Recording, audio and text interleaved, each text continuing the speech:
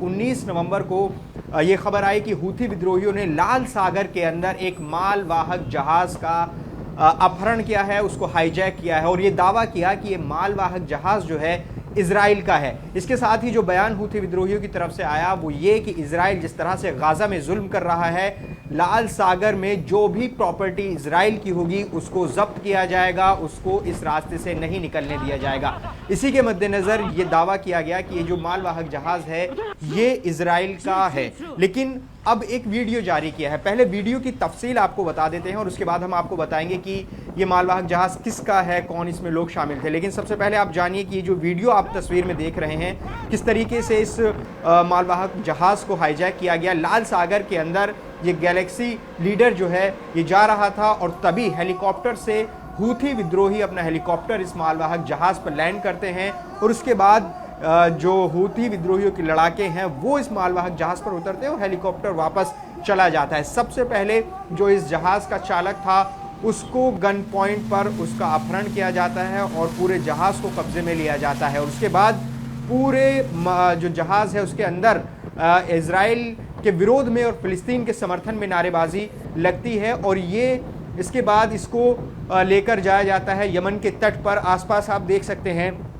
किस तरीके से जो बोट चल रही हैं, अपहरण करके हाईजैक करके इसको यमन के तट पर ले जाया गया। अब सवाल ये है कि आखिर ये मालवाहक जहाज किसका है और कहां से आ रहा था, कहां जा रहा था। आपको बता दें कि ये मालवाहक जहाज दरअसल इसका नाम गैलेक्सी लीडर है जो कि तुर्की से चला था भारत जाने के लिए। भारत में गुजरात के पीपावाव तट पर इसको पहुंचना था, लेकिन लाल सागर में जैसे ही ये यमन की समुद्री सीमा के आसपास पहुंचा, इसको हूथी विद्रोहियों ने इसका अपहरण कर लिया। देखिए तमाम प्रतिक्रियाएं आई। सबसे पहले हूथी विद्रोहियों ने इस अपहरण के बाद ये कहा कि ये जो फिलिस्तीन में जो इजराइल कर रहा है, जो गाजा में इजराइल जुल्म कर रहा है, उसके विरोध का एक कदम है और इजराइल के खिलाफ इसी तरीके से युद्ध लड़ा जाएगा। देखिए ये हाईजैक पहला वाकया नहीं है, इससे पहले यमन के जो हूथी विद्रोही हैं वो लगातार इजराइल पर हमले भी कर रहे हैं और आप ये समझिए कि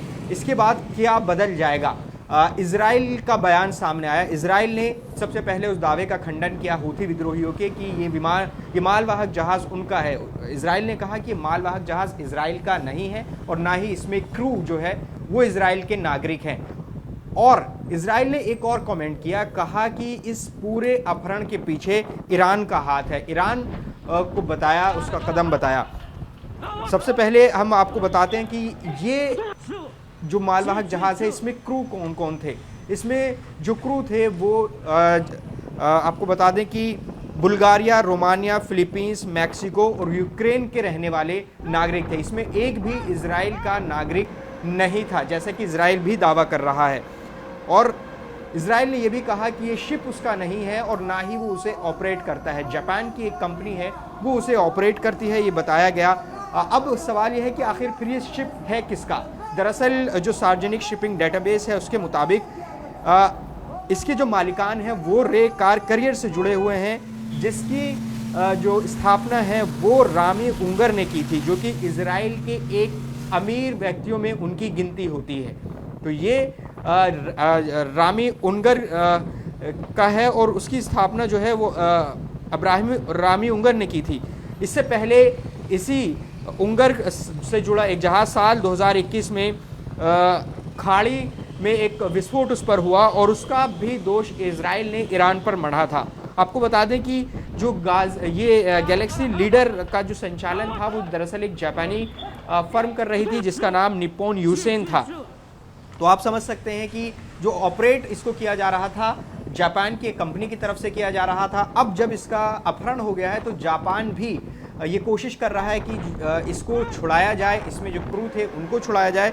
लिहाजा जापान ने अपनी कोशिशें शुरू कर दी हैं, जो हूथीज़ हैं उनसे बात करने की कोशिश शुरू की है। इसके अलावा सऊदी अरब, ओमान और ईरान से भी मदद की गुहार जापान लगा रहा है। अब सवाल यह है कि हूथी विद्रोही कौन है। दरअसल हूथी विद्रोही पिछले एक दशक से यमन में सिविल वॉर में शामिल हैं यमन की सरकार से। उत्तरी यमन और जो राजधानी सना है उस पूरे इलाके पर हूथी विद्रोहियों का कब्जा है और जो अभी राजधानी चला रहे हैं वो अदन से चला रहे हैं ये हूथी विद्रोही। तो आप समझिए कि उत्तरी यमन और जो राजधानी, आधिकारिक जो राजधानी है, वहाँ पर इसका पूरा कब्जा है। और साल 1990 में इस हूथी मूवमेंट की शुरुआत हुई थी, जो कि दरअसल हूथी जनजाति के नाम पर इस संगठन का नाम है। और ये पूरा जो संगठन है, जैसा कि हम देखते हैं लेबनान में हमारी मौजूदगी है, लेबनान में हिजबुल्लाह को ईरान का समर्थन रहता है, इसी तरीके से हूथियों को ईरान का समर्थन है। उसकी वजह ये है कि हूथी जो है जायदी शिया समुदाय से आते हैं, और आप समझ सकते हैं कि जो ईरान है वो शिया बहुल देश है। तो ये आप समझिए कि किस तरीके से जो इजराइल हमास युद्ध है वो किस तरह से अलग अलग मोर्चे उसके खुल गए हैं। तो ऐसे में बड़ी चुनौती इजराइल के सामने भी है और बड़ी चुनौती ईरान के सामने भी है, जो दरअसल सामने तो नहीं लेकिन पर्दे के पीछे से इस पूरे युद्ध को ऑपरेट कर रहा है, चाहे वो हिजबुल्लाह का समर्थन हो या फिर हूथियों का समर्थन हो या फिर हमास का समर्थन हो।